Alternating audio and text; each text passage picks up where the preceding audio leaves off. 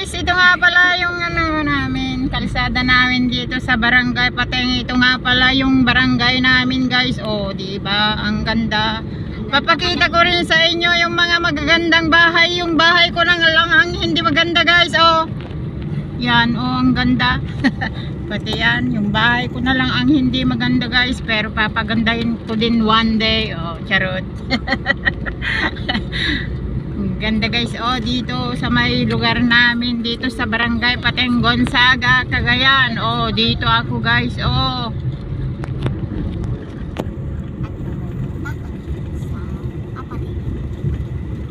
At syempre may simbahan kami rin dito guys. Oh, ayan, yung simbahan namin dito sa barangay Pateng. Oops, paikot na. Ayan. Nagbabak ng daytoy guys, oh. Sa kamila na panglawon. Oh, da pero plano gilangit guys, ngumhang nga makita.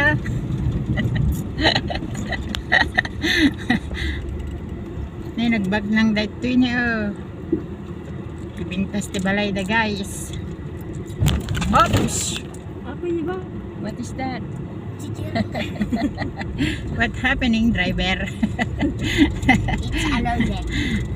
It's a logic. It's a prank. Kano? Prank lang kano guys. Prank lang kano guys. Oh, ito yung lugar namin guys. Maganda. Napapanante. Ito yung ano, barangay namin. Ano naman sila ate? Wala pa?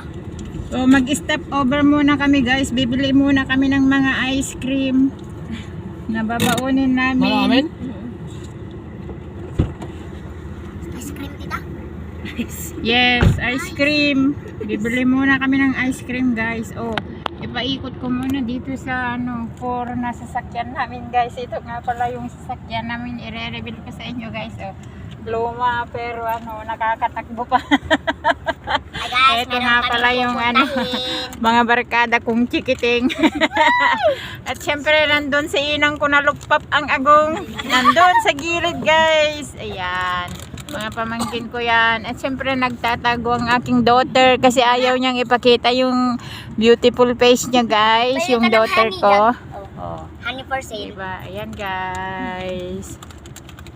At Dagan nandyan nga pala yung apo ko, tulog na pala guys. At syempre ito, anak ng kalding.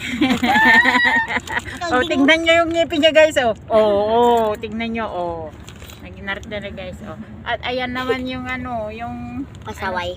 Pasaway. Pasaway yung lang. apo ni Imi na sa ano, Sulima.